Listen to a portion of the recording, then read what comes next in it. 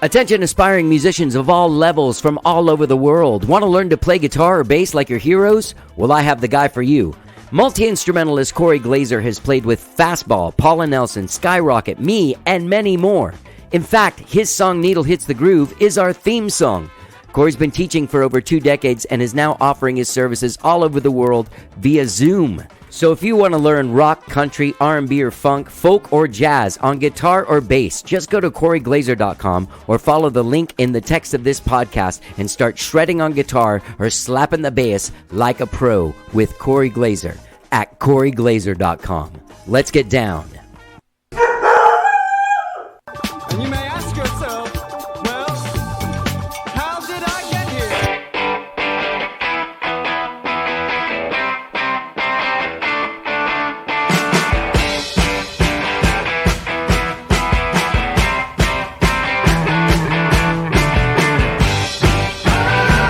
It's time for How Did I Get Here?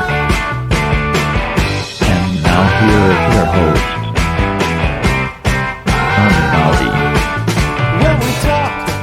All right.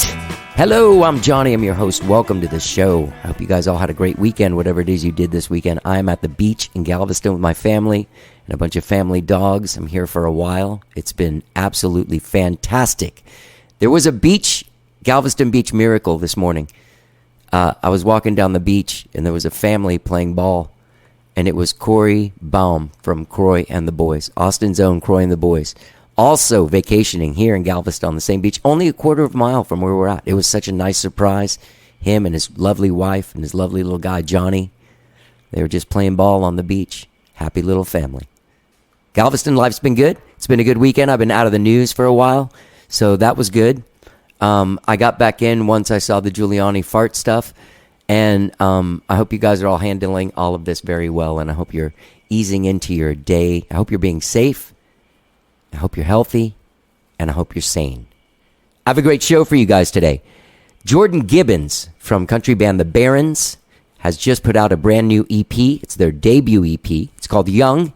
It was engineered by my friend Pat Mansky over there at The Zone. I've done some work with him. He's a fantastic dude. You can find Young and all about The Barrens at thebarrensband.com. We have a great conversation. She comes from San Antonio. She has a partner named Dana Smith, but I only talked to Jordan Gibbons, and they used to play country covers at like farmers markets and stuff and weddings, and then they took the plunge and started playing their original music and getting it out there, and you can find all of that on their debut EP, Young, available now. We have a great conversation, so without further ado, I hope that you are safe, healthy, and sane wherever it is that you are. I'm enjoying the beach, as I'm telling you now. I can't believe this is episode 998. This is the last episode of Conversations before the 1000th episode. And I have some good shows for you guys next week. Episode 1000 and 1001 are both absolutely fantastic, as is today's, my conversation with Jordan Gibbons from The Barrens. Enjoy it. Let's get down.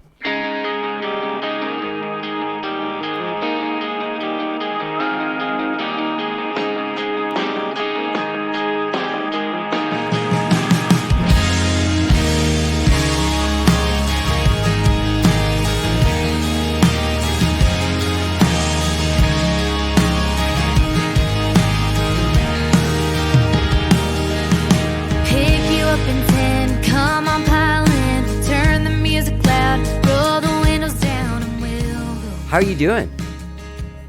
Good. Yeah, I'm back home in San Antonio where I grew up. I'm living in Austin now, but I'm here for the week, staying at my dad's, kind of holding down the fort while he's out of town. Looks like you got grounded and you're in your room again. I know. I'm in the closet. I know. I was like, it's peace and quiet in here. Yeah. So, great job on the album. On the EP, Hey. Sorry, Young.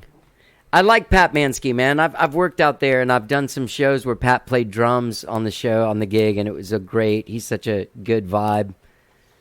He's awesome. Yeah.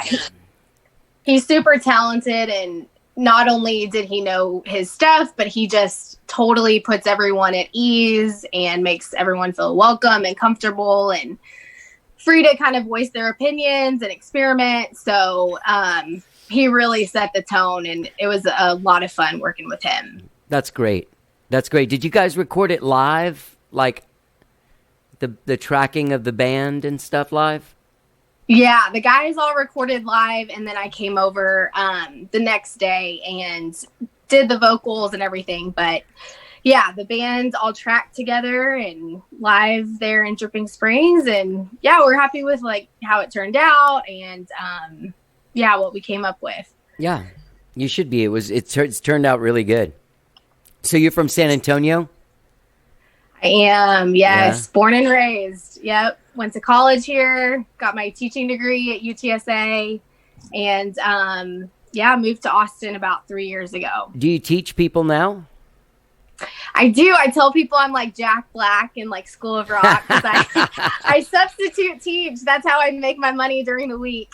So I sub during the week, and then when we have gigs on the weekends, I'm playing in a band, and it's good because it allows me to be in the classroom and kind of network with people that way. But it allows me the flexibility to pick up a job when I want, and I don't have to worry about someone covering my shift at like a restaurant or something because I'm the one covering the shift. So it's really nice, and it works out really good. So were you guys, it must suck, you know, you release your debut EP in a pandemic. Yeah. That's totally kind of a vibe killer. We were planning to do it. Yeah, because we recorded, I guess, last September. And, you know, it takes a couple months to get the artwork together and mixed and mastered and all that good stuff. So we were planning to release it like right around March, April, which is when, you know, everything started happening. So we didn't really know what to do. We were like, should we wait? We should see like kind of how things play out, give it like a couple weeks. But then just as, you know, the months went on, we were like, we don't know when this is going to end, you know, or if we're ever going to go back to a new normal. So, yeah, we were just like, you know what, we just got to roll with it. Just like everybody else is having to adjust. And, you know, that's part of being in a team and, just kind of figuring out plan B and rolling with it. And so we just kind of rolled with it. And yeah, just tried to, obviously we're not playing live as much anymore, but, no, but I saw on your Facebook and stuff that you guys had played over the last couple of weeks a little bit, or yeah, we've done a lot of pictures from one gig or a couple of gigs. Yeah. Yeah. So that's been good. And we've gotten a lot of songwriting done. So it's been productive, you know, the best that we can. So it's been good. What are those gigs like? They're live streams. There's no people there?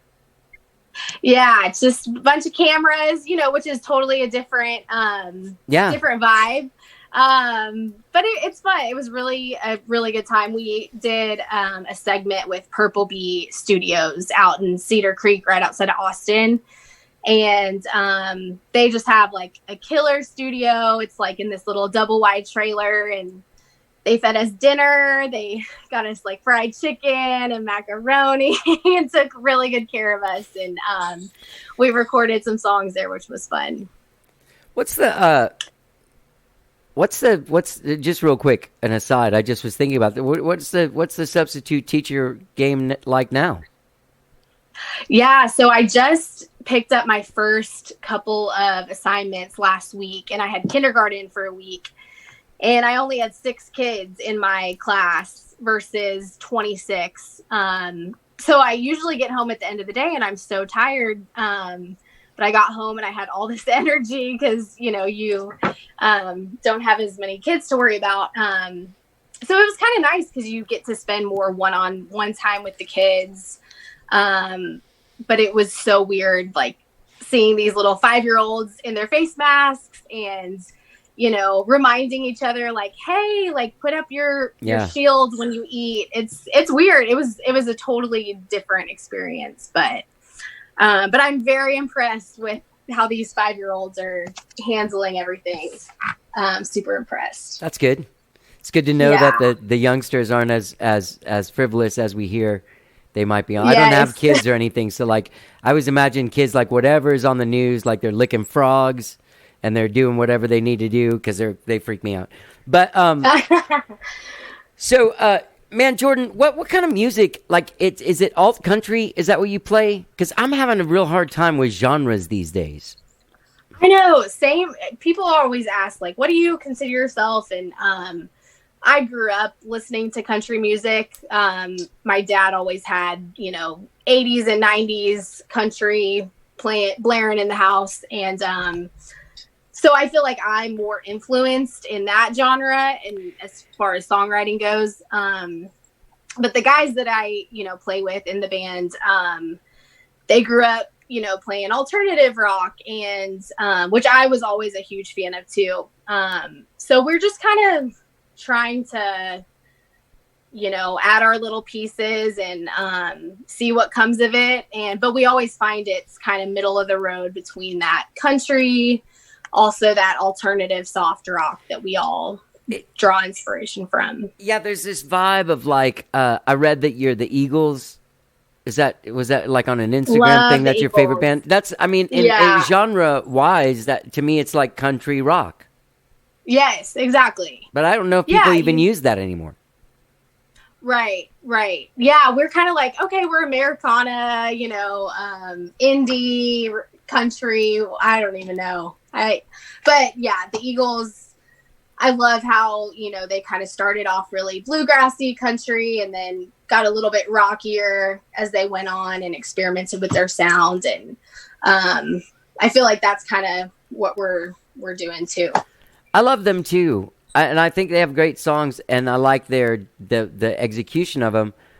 But people fucking hate them, man. Like there's people that hate them. I can't tell if it's because of what's that bowling movie? The Big Lebowski. Because the dude's like, I hate the Eagles, man. And I never heard anyone say that until that movie. And then afterwards, I just hear people say it like, oh, I hate no, they're crappy. But I don't think they're crappy. I think they wrote great songs and like. I do too. I'm like, they were incredible songwriters and I mean, those harmonies, I'm so big into harmonies. We try our best to do a 3-piece harmony type of deal, but I don't know. Yeah, I feel like sometimes people hate on those really successful bands. Right. They're an easy target. Yeah, they're an easy target. Right, but I'm just like, hey, it's, I don't know. They have always just been one of my favorites. And dude, have you ever seen them when they do the Circle of Shame? No. Oh, dude, that's what they do before a gig to warm up their voices.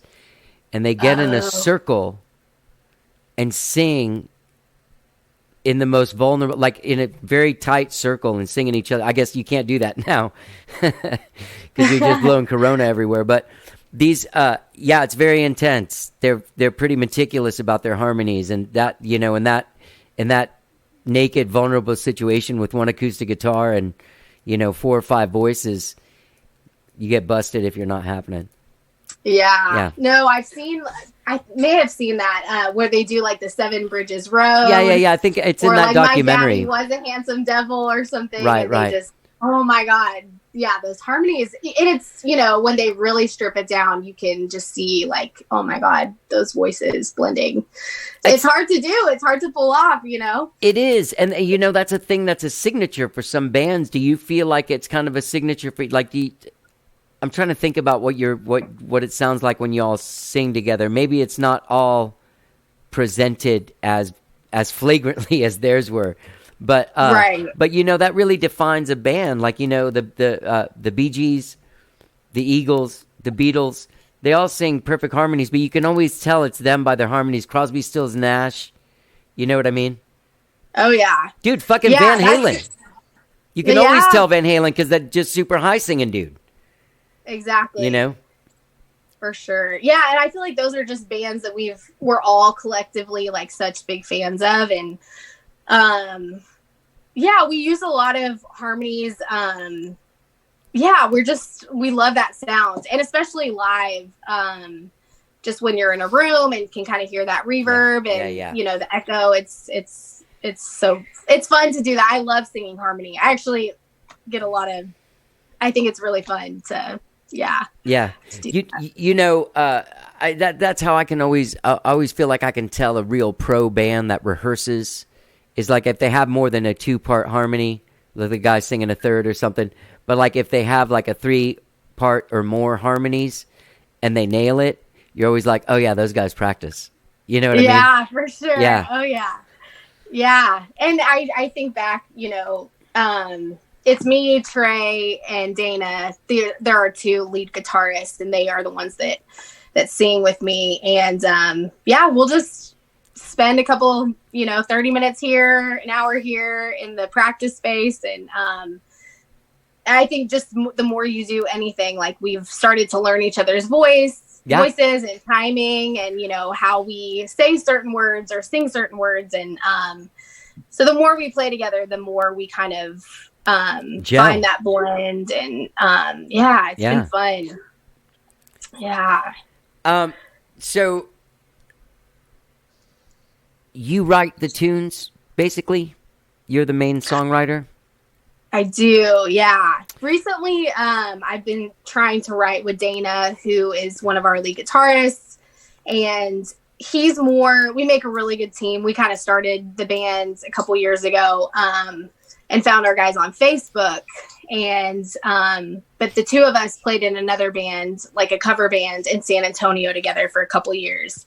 And he's worked for a couple of producers, in Austin. So does the more production side of things and the arrangements. And so recently he's been sending me, demos and tracks to write to.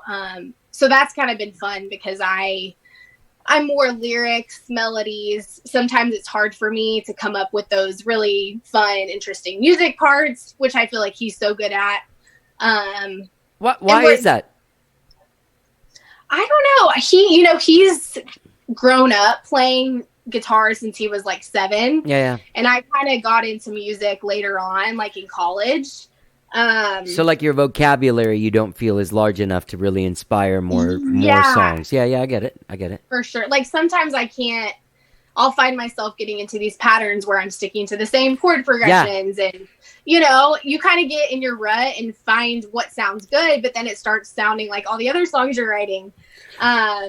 So with his perspective, when he sends me his tracks, I'm like, okay, I would have never come up with this. Yeah. And it helps me hear melodies I would have never heard and lyrics. And, so it's been fun to mess around with that and co-write a little bit. Yeah. Do you ever co-write outside of the Dana, or do you and Dana write with anyone else, or is there have you ever done like House of Songs or anything like that? Yeah, a couple years ago I took a trip up to Nashville and had a couple co-writes at some publishing houses. And how was that? It was awesome. It was so cool to go up there and just see what a writing community that is. And that's what they do 7 days a week, 24/7. They go from one write in the morning, they take a lunch break, and they go to their next write, and they can cram in like 3 or 4 different co-writes in one day. So just seeing the work ethic of those writers and just being in the room with them, it's just, they're doing it constantly. So they're so good at coming up with a line or, turning a phrase or throwing out a concept that you just would have never come up with. So it was really cool for me. And I really just want to get back up there and maybe block off a week or 2 and just schedule writes up in Nashville and see what we can come up with. Were you with a publisher? No. So my dad's buddy has worked in the music business up in Nashville for a while. And so, we were just reaching out to all of our music contacts and reached out to him, was like, hey, can you help us get some co-writes up there? And he made us some introductions and it was good. So we're planning our next trip like early 2021. When you were writing, were you up there like writing songs like, oh, maybe Faith Hill will cover this, or were you guys like focusing on Jordan singing them? Yeah, kind of just even I think right now we're just focusing on like, hey, let's expand our bands. Barrens. We're writing for our bands. Now that the EP's out, we've kind of talked about our next goals and what we want to do next. And we're wanting to write an album. And so yeah, we're just kind of, when we go up there, when we reach out to these writers, it's like, okay, what songs can we come up for our project as a band? Right. But I've always thought in the back of my mind, like, that would be so cool to, have a publisher and pitch my songs to the big guys in country and kind of get in that racket. Like, that's definitely something that I think about and that I would love to explore, just how, if someone could cut one of my songs, that would be amazing. So always keeping my ear out for opportunities like that and stuff. Yeah. All right. So let's go back. Let's figure out who Jordan is here. Yes. So you were born in San Antonio? Born in San Antonio. I lived in Ruidoso, New Mexico, like from kinder to fourth grade. Oh, really? My grandparents lived up there. Small town living. What kind of in San Antonio? Your dad's there. Were your parents together, like when you were a kid, or? Yeah, so I grew up. They were together. My dad grew up in the baseball industry, in the sports world. So I kind of had like a pretty unconventional childhood. I felt like San Antonio was always our home base. But during the baseball season, he would be in Florida or New York or Canada. What? But yeah. What aspect of the baseball industry? So he grew up in San Antonio also and was drafted by the Mets out of high school. Oh, no shit. That's awesome. Yeah. So he was like a first round pick. Bragging on my dad here for a second, but with like Darryl Strawberry and like Billy Bean and all that. Yeah, baby. That is awesome. Yeah. So he went and did that thing with the Mets organization, and his playing career didn't really pan out like he had wanted it to. There was a lot of injuries, and they signed for Gary Carter, who of course is like, Hall of Famer and, incredible baseball player. And his playing career just never really took off. And he eventually got into coaching. Oh, cool. Through the Mets organization. So when I was born, he was already into coaching with like minor leagues. He was in AA, single A, triple A. So we would go like from February to October. Yeah. All these little like baseball towns, in Oklahoma or Florida, or Virginia, and we'd, stay in these little rinky-dink apartments, and my mom would pull us out of school in February and homeschool us until the end of the year. Dude, and that so is it was so cool. Yeah, so it was kind of nice because, I grew up really close to my family because we were really all that we had. We would move around a bunch. My dad was gone for, most of the year, and my mom was a single mom, but they were still together. Right. But it was different than all my friends who had dads that had this 9-to-5 job or, but a lot of great experiences. We got to travel the country and meet a lot of really cool people. And my dad's a dreamer, and he's, so supportive. I think a lot of people in music, it's there's no guarantees, and it's not like, there's a lot of risk involved in this career path. Right.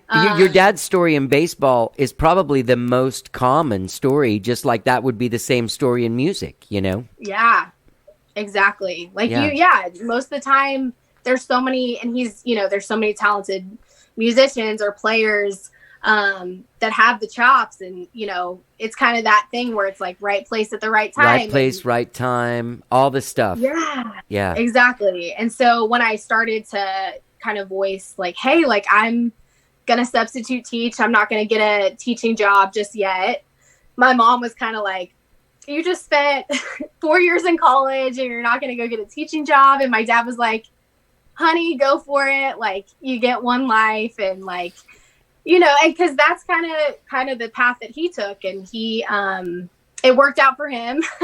It doesn't work out for everybody, but, and I got to see, like, it wasn't all glitz and glam for him either. He was grinding it out for years in minor league system, so I think that kind of subconsciously is in my work ethic, I guess, just like, hey, you got to hustle, you got to grind, sure, you got to make it happen, Yeah.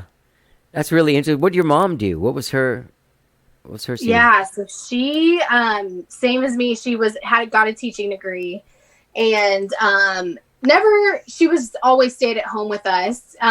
She had, with my dad's schedule, she luckily didn't have to go into work. She could stay at home with us and just kind of take care of us and, make sure everything was running smoothly. How many of us, when you say us, how many of us are there? How many kids? I have 2 brothers. Okay. Older or younger?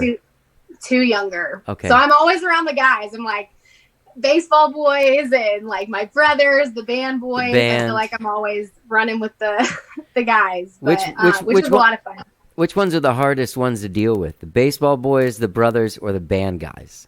That's the question. It's funny. Okay, so my drummer in my old band, he was a sociology professor at the college that I went to.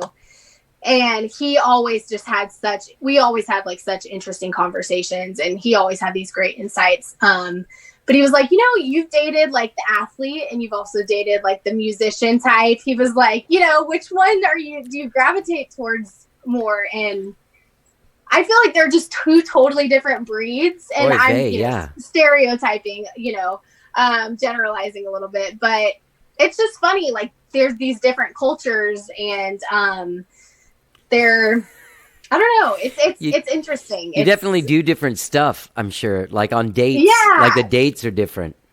The dates are different. Even like the way that you express I feel like athletes are very programmed to be unemotional and like, you don't want to show your cards because you got a game to win or, and whereas musicians, I feel like it's, you do wear your heart on your sleeve a lot and you're more open. Again, I'm generalizing, but it's just funny kind of the different guys that you hang around and,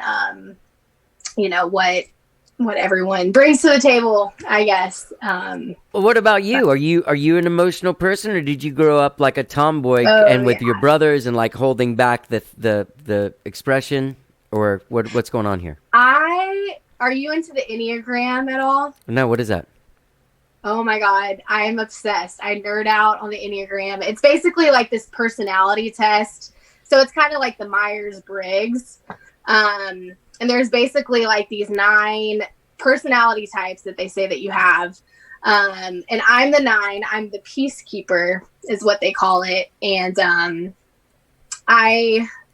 I'm very sensitive. Like I'm a Cancer. I'm really big into astrology too. I'm a Cancer to a T. Just very like sensitive, like very introspective. And yeah, I have a lot of feelings and, they find their ways into my songs, which is good. The songs have been a good outlet for that. But yeah, I feel like I've always been pretty good at like expressing my emotion and, yeah, that's just kind of how I am. But I was a tomboy too. Yeah. Yeah. I was just thinking about how that must be an interesting sort of dating life. When you said that you've dated both, in my mind, you date a musician, and then whenever you're done with that guy, you date an athlete. When you're done with that guy, you date a... That's just the way I equated it, the way you said it. Yeah. And it's also because I'm insane. But the other thing is that I was thinking, like, it must be kind of nice because when you get tired of some musician, like, bitching about his feelings 24/7, then it must be nice to go to, like, some strong dude that's like, yeah, I'm fine. Yeah, like, don't talk to me about that. Like, I don't need to hear it. Yeah. Give me a break. So it's funny because you did, I noticed in this song, Unfinished, I read that it was about depression, and I went back and listened to it, and it sort of describes sort of like an existential description of being depressed. Is that something that, because you're emotional, do you lean towards that, or is that just regular depressed like normal people? I didn't mean it like that. Like average people get. For sure. Yeah, I think that when I wrote that, it was funny. I was sitting down and I was like looking at all these songs that I had not finished, and I was like, oh, these songs are all unfinished. I was like, unfinished, like that would be a cool title for something. And it's kind of ironic that I didn't finish those other songs, but I did finish Unfinished. And so got that done. But yeah, I was just I remember one day like Googling, I'm sure, you know, what feelings do you experience when you're depressed? And it's like, you can't concentrate. Like you're kind of in this haze. And I don't know. I just always liked the line, I can't concentrate. Like my mind is literally all over the place. And I think that I'm just more, I think just how my nature, I'm kind of more, like I said, like kind of sensitive. I pick up on people's energies and like, I don't know. I was an anxious kid growing up, you know, and I've learned like the skills to manage that. And I think everyone, you know, experiences anxiety in some form. But yeah, I think that there's been certain points in my life that I've felt more depressed. And over the years, as I've gotten older, I've gotten really into like reading about how I can manage that stuff and the tools that I can learn to kind of combat those natural feelings that everyone as a human being experiences, you know. But I think that I am definitely more prone to those depressive episodes and stuff. Yeah. And I think a lot of creative people are, you know. Yeah. But yeah. There's also a thing, I also experience anxiety, and I have, I don't experience it walking on stage. I can walk on stage in front of, the more people, the more comfortable I feel as like, oh, I just have to do the thing that comes out of me, right? But there is a thing, and I moved around a lot as a kid too. Like there was a lot of on the go. It's like one period we lived in one place for 5 years, but the rest of the time was like different schools every year or two, you know? And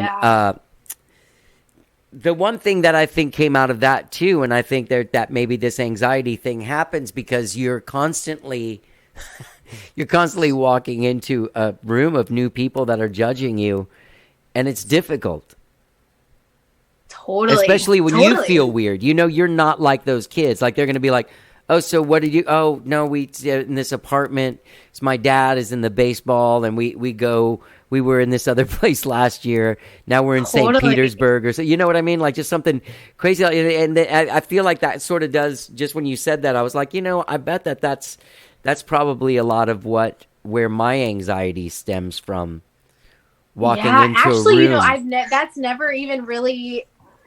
occurred to me too, but that's so spot on. Like it's so interesting because when you move into those different situations, I feel like I take a long time to like warm up to people. Like I'm very in my shell until like I really feel like I can share myself with you, you know. And I think it, you know, that makes sense moving around a bunch because you don't want to. It's a vulnerable place, like meeting new people, especially when you're the new person and you're coming into this crowd that knows each other. And, you know, you're bouncing around from different friend groups and you're just trying to be yourself, but you're also trying to, you know, fit in.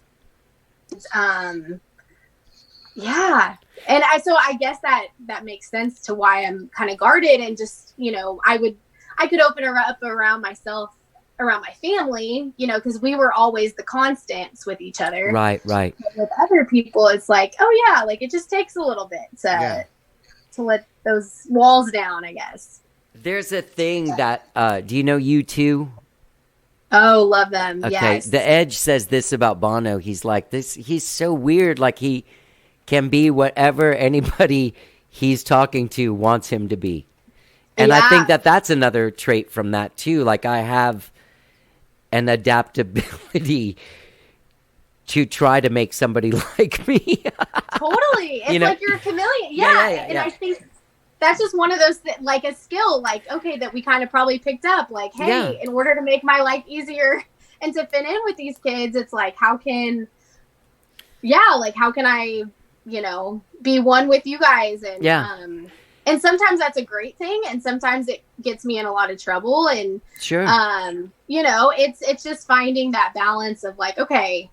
And I think as I've gotten older, just yeah, that's something that I always battle, just like being my true authentic self and Right. then just, you know, Right. like the peacekeeper that I am, Exactly, pleasing the exactly. people around me, Yeah. Yeah. For Yeah. sure. So you're a kid. What did you want to do when you were a kid? Like, did you want to be a teacher when you were a kid? So I definitely, me and all my girlfriends used to like print out old, like these worksheets and we used to play teacher. I asked for a whiteboard for Christmas and we would take turns. Like I'd be the teacher one day. And so I definitely, always saw myself doing that. Secretly, I would always dream about myself like on stage or like, singing. When you did, what were the inspiration things for? Like you're young. Like how old were you when American Idol started? Oh man, I don't even remember. I just remember seeing Carrie Underwood and like I was probably, oh my gosh, middle school maybe. And Carrie like really struck a chord with me. And I just, I remember going to her concerts and like seeing her. And at night, when you're dreaming about things or before you fall asleep, I would just picture myself on stage. Yeah. And I was like, but I always thought it was like this pipe dream. Like, how does somebody do that? It was just kind of one of those like fantasies that I had, and it was going to stay there, and I was going to, go do my teaching thing. Did you sing though? Like, did you walk around singing and people go like, "Oh, Jordan, you have a nice voice"? Yeah, I was like into sports. Like I played soccer growing up. So I never really, I grew up in church. And so I did the church plays and, but never did band or anything in middle school or high school. I kind of just did the sports route. And, it really wasn't until college. My grandma had this old guitar that just kind of sat in her closet. And I remember sitting in front of the mirror, pretending that I knew how to play it, Right. And for years when I was little. And then finally, when I went to college, I had some more free time on my hands. And I was like, you know what? I'm going to learn how to play the guitar. And that's kind of how it started. Yeah, I was like 18, 19 and went on YouTube. I had a couple guitar lessons, in person. But I was like, I just felt like YouTube was easier. It was cheaper and I could rewind it and fast forward and pause it like as many times as I needed to. Whereas in person, it's like, what did you say? Like that totally just went over my head, right, and you're paying all this money, which is, it's they're both great. But I don't know. That's just kind of where I started. And it just kind of evolved and, And here we are with the bands in Austin, and we're still new. But how did you end up in a band though? Like in San Antonio, like how did you go from like a person in school learning to be a teacher to like a cover band playing at weddings or farmers markets or something? Like what happened? Yeah, so it's so funny because I'm pretty spiritual, and I think that like things, when you're meant to be somewhere, you get green lights all the way, and it's so effortless and it's easy, and you're like, okay, like I think this is the path that I'm supposed to go down. Yeah. So it really just started. Yeah, I was playing in my room by myself in my bedroom, playing the guitar, and then that turned into like trying to write my own songs, and I did that alone for like 5-6 years, and one night I went to dinner with a friend of mine from high school, and he's got cerebral palsy and like is in a walker. And, we had this really great conversation, and he was like, my goal for the summer is to like walk without my walker. And so I remember that night, like he was struggling walking from the car to the restaurant. But he was like, this is my goal. Like, I'm going to do it. And for the longest time, I had been saying, I want to go to an open mic. Like, my goal is to go to an open mic, but I was too scared. I was too afraid of like what people were going to think about me, or, I had never played out for people. And I remember the next day, I was like, okay, if Shelton can do that, like the next day I'm going to go and I'm going to do an open mic. So I did an open mic at a place called Almost Pharmacy in San Antonio. And My mom, of course, like every mom, put a little clip on Facebook, and a guy that I grew up with, he was playing bass in a band, and he said, "Hey, I saw this clip that your mom posted of you on Facebook. You know, we're hosting auditions. We need a background vocalist for our band." And I was like, dude, I like just did my first open mic. Like, that's too much too soon. I don't even know how to sing harmonies. Oh wait, let's see. Sorry. Can you hear me still? I can hear you still. My brother was calling me, but so I almost didn't go to the audition. I'm so glad I did. My mom was like kind of pushing me out the door, and got there, and they were like, "Hey, you know, you're in the band. Like, we'll teach you how to sing harmonies." And so it just kind of, I joined on singing background for this girl, and 3 months into it, the guys kind of had a falling out with her, and then they were like, "Hey, we need a lead singer. Do you want to be our lead singer?" So I was like, so all of a sudden I go from like singing in my bedroom to like 3 months later, like have like 4 players like ready to go play gigs. We had no gigs. And so, but I was like, oh my God, this has like been my dream for forever. And I've always wondered, how does this even happen? So I was like on the phone with bars, like calling them 5 times a day. Like, can we play at your barbecue restaurant? You know, and it just kind of started organically that way. And, yeah, it just kind of built up. We were playing 4 or 5 times a week, you know, no shit. Weddings. Yeah, we were, you know, doing cover gigs, but we were playing weddings. What were you covering? Country music? Yeah, kind of country. Yeah, mostly Southern rock, country. You were the only singer, or was there a dude that sang like dude songs? Yeah, so I was the main singer, but then our guitarist, who I am now in the Barrens with, who I started it with, Dana, he was singing Dana. We were singing harmony together. And then we had another a female background vocalist that would, so we were always big into the harmonies, like even from that cover band, we were like, let's add that little, you know, dynamic to it.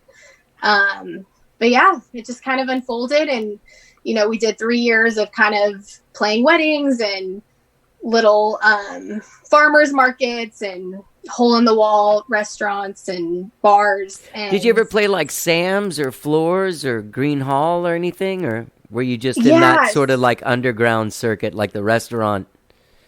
Yeah, so the cover band, not so much. With this new band, we just played at Sam's recently, back in February.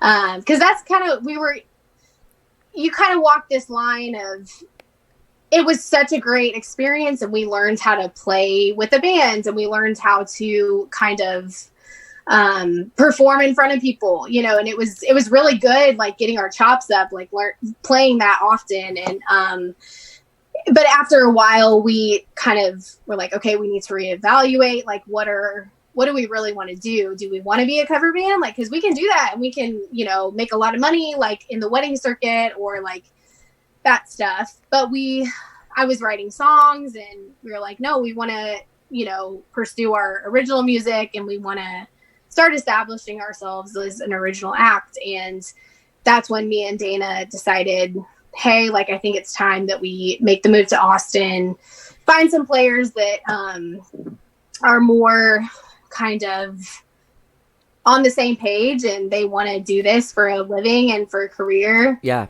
And that's kind of when we made the choice to move to Austin. Were you and Dana involved outside of the band? We were. Yes, my mom always said, don't mix business with pleasure. But I feel like, you know, like a lot of, you know, you're around each other all the time, and you know, it just happens sometimes. And I think it really did help us. We dated for like 3 years, and actually lived together when we moved to Austin for that first year. Right. I mean, that makes it a little easier to move and everything. Like, you can, and it makes it easy. Like, you're both in the place. You can always be working on the stuff, but then that turns into that blurred line of like, are we working? Are you yelling at me about the dishes? Are you yelling at me because you don't like the way I play a G chord? Or yeah. I've never done it, but I've watched it happen all around me. Yeah. Oh, have you ever been? Man, like, I'll be honest. I'll be straight up honest. I've made out with a couple musicians, but I've never dated a musician. I'm 52 years old. Yeah. And I've been a musician, like playing gigs since I was like 14. And it's never occurred to me to date somebody in my thing. Don't do it. At least not someone in your band. I'll save you the heartache. And they're just, don't even just be like, no, not happening. No, it was great. And I think it really was beneficial because it's different. You have a different dynamic when you're in a relationship with someone. Sure. And like, you're able to kind of speak your minds a little bit. And what was nice is that even now we have this open, I always know where I stand with him and he always knows where he stands with me. And we can get to the point and say, this is what I want. And so that I think has been a crucial part of it. A couple years back when we were kind of in the midst of it, there was, it can create a lot of tension and like a lot of, you're in bars every night, people are drinking and like, there's people that are coming, it can be a lot, to handle. But I think that with us, our end goal was always the band and that was always our focus. And, I think even to this day, that's why we're still able to operate within a band is because that's our priority, I guess, Yeah. Do you know Andrea and Benjamin from Beetroot Revival? Those Irish guys? No, I need to look them up. Oh yeah. They're a great band, but they moved here from Ireland as a couple and they do this thing and they split up in the love way, but kept the band going, and now they have a really strong relationship. It's interesting because you achieve a level of intimacy that you wouldn't achieve with just bandmates because you were romantically involved. But then when you take away the romance and you keep that intimacy, then it can be a real deep connection. Even Definitely. better. Yeah. Yeah, and you look at like Fleetwood Mac, is one of my favorite bands, and it's like you kind of look at, Stevie and Lindsay and how, they it's funny because obviously we're not Fleetwood Mac. I wish we were. But, our story is kind of similar, like where Stevie and Lindsay were playing in this band together and then they moved and did their own thing, like their duo. And then they joined a group and split they up. were kind of breaking up during it. And I was like, that's totally me and Dana's story. And I feel like it's, there's a lot of other musicians that kind of find themselves in that situation too. But, are there songs like, are you ever up there singing songs like Adam on stage? Like that's what the funny part too. I remember when we were breaking up like a couple years ago, I wrote this like song and it's still to this day one of my favorite songs. And I have to bring it to him. I'm like, hey, I want to put music to this. And of course he knows every line, what it's about, but it's like, whatever. That's the bit. The music is the priority, and so there was no. We definitely know where each other stands. There's no secrets there. We say we're like co-parenting, like the co-parenting the band. Baby. Yeah. And we're co-parenting. Yeah. Yeah. So you guys, okay. So you get those guys together and you get your band going. And then you started playing, like, where all do you guys, I saw you played 1-to-1, but I was just trying to figure out, like, what's your scene here? Yeah, we're kind of, it's kind of that weird thing where, kind of going back to, the genre thing, like, we're, in Texas, there's a big red dirt scene, and then there's also, in Austin, that, like, alternative scene, and, we feel like it's kind of hard to find our place within all of that because we're definitely not red dirt. Right. But we're also not super like alternative and some of the stuff that's in Austin. So I think that's been the biggest challenge is like, okay, what venues do we need to be playing or, what blogs do we need to be reaching out to? So I think we're just kind of researching as much as we can. And we've played like Sam's Burger Joint. We've played the Rustic Tap in Austin a couple times, 1-to-1. Like Houston, we played in Houston last weekend. Really? Yeah, we played at a place called the Dirty South in Angleton, like right outside of Houston. And they have, some country acts come through, and it's a really nice, like, live music setup, really good stage. So we kind of just reach out to Dallas and Houston and kind of just wherever we can play. And, we're slowly but surely just trying to build a social media following, and we just got a camera, so we're trying to start experimenting with pictures and videos, because that's what it's all about these days. And how can we connect to the people that follow us through those mediums as well as our music? And as you know, it's a learning, it's trial and error, and you see what works and what doesn't. And especially during this crazy time, it's like, okay, like how can we keep the momentum going? Because the biggest thing is like, we just don't want to lose momentum. And, right. How can we keep it, exciting? How can we keep people interested? How can we keep ourselves interested and motivated? What's interesting is watching the industry kind of do this great, some people might call it crumbling or shift or whatever the hell has happened over the last 20 years. But like the only place, it became a safe place where you can make money by going to a place, bunch of people get together, they pay to see you play, and then you can keep your thing going. But they took that away with this pandemic, like the one income source that we all had that really worked.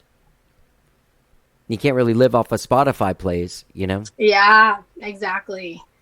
Yeah, so it's an interesting time, and we just keep saying like, okay, like we may not be able to play shows right now. We all have our jobs, like our part-time jobs, which is keeping us, afloat and our rent paid and everything. Sure. But we're like, okay, if we can't do the live show, let's pivot. Like, let's see what we can do. Let's focus on our songwriting, or like, let's focus on how do you, I've always, I want to look more into how do you get songs in like TV or film or commercials. And so it's like, okay, if we can't book these gigs, like what else can we be doing to kind of keep the ball rolling and just, I don't know, keep at it. Jordan, have you ever checked out the Austin Music Foundation? I have. I need to look more into it. You can go get a free consultation there even now, like over Zoom and stuff, with like a person that would talk to you. Oh, that's cool. Yeah. Yeah, I'll look into that for sure. Yeah. Yeah, they do a lot of great things, I know. So I work with them in their artist development program. But like it just reminded me when you said that you needed to pivot. At the beginning of this pandemic, I moderated a panel with all of these people, managers and stuff, about, it was called Time to Pivot. Like basically like, okay, we can't go play shows. What are we going to do? Yeah. Or what can you do, Absolutely. Yeah. It's like, I work like small businesses kind of. It's like everything, we just have to have a plan B, a plan C, and just kind of roll with it and just hope something works, hope something sticks. But what are you doing in San Antonio while you're there? So my dad's in Houston, and so I am watching over his house, the dog, and it's been really good. I went to dinner with some friends last night, so I got to catch up with them. Went down to the Riverwalk today, like the Pearl Brewery, and walked around. I like that area. It's so cool. Where Sam's is, you mean? That place? Yeah. Yeah, that's a good jam. Yeah, it's really up and coming, and I just feel like it's growing. There's a new building every time I come back in town, and it's a fun spot. I'm in this band called Skyrocket, and we play at Sam's, and just watching that whole place change. Like before, like in between sound check and the gig, you sat in that little room eating your burger, waiting to play. But now there's so much shit to do. You can run around, go, nothing again. I love a Sam's Burger, but it's nice to go out and get a little salad or something, or go have a drink at a nice there's place. coffee And yeah. Right, exactly. It's pretty cool. So you're taking over your dad's house and chilling out. And are you writing while you're there? Did you bring your guitar? I did. Yeah. The other night I was fixing to go to bed, and I'm glad I didn't, because I ended up coming up with something. So yeah, it's been good to kind of slow down and have the house to myself and kind of some peace and quiet. And yeah, I feel like it's kind of just helped me refocus and find my zen again, which always helps with writing. So I've got a couple new ideas that I'm excited to bring to the band when I get back in town. That's great. You know what I didn't write down is your website. What is the website for you guys? Yeah, so if you go to www.thebarrens, BARRENS band.com. Okay. And you can find links to our YouTube, Instagram, Spotify, all that good stuff right there. All the stuff. Well, your EP is out, Young. It's a great EP. Congratulations.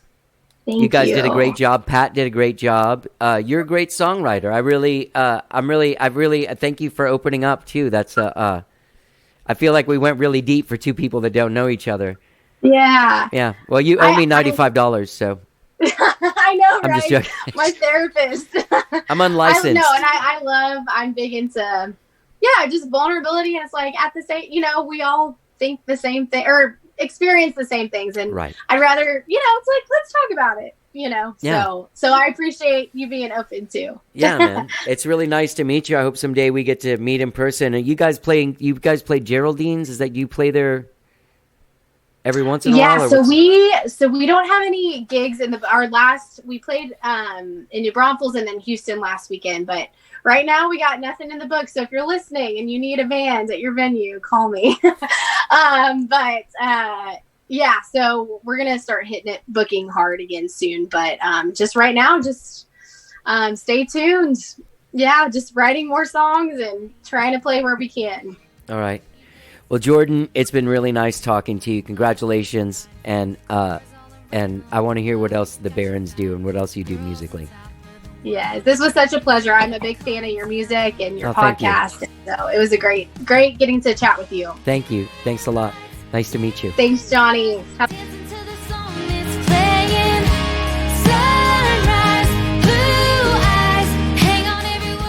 Young, the debut EP by the band The Barrens, is available now wherever it is you stream and download your jams. You can find them at thebarrensband.com. What a great conversation. Jordan Gibbons was a pleasure to talk to. She was in San Antonio, house sitting for her dad. Maybe she's back in Austin now. Hopefully she's doing well. I had a great conversation with her. I'm looking forward to seeing that band live. All these bands, man, I want to get out and see these people play. I've met so many. I've done so many fucking podcasts this year, especially under the quarantine. Like so many, and I've met so many people that I haven't met an actual person. So yeah, I'm looking forward to seeing the Barrens. Sorry, I was freaking out. Check out their debut EP, Young. It's fantastic. My man Pat Mansky engineered it over there at the Zone. And Dana Smith, the guitar player of the Barrens, produced it. Jordan Gibbons, of course, great conversation. TheBarrensBand.com is where you will find them. All right?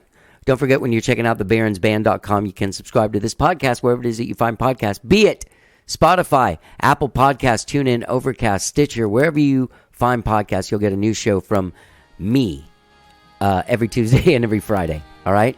Have a great day, whatever it is you're doing. Enjoy the rest of this song, Young, from the debut EP, Young, by the Barrens. Let's get down.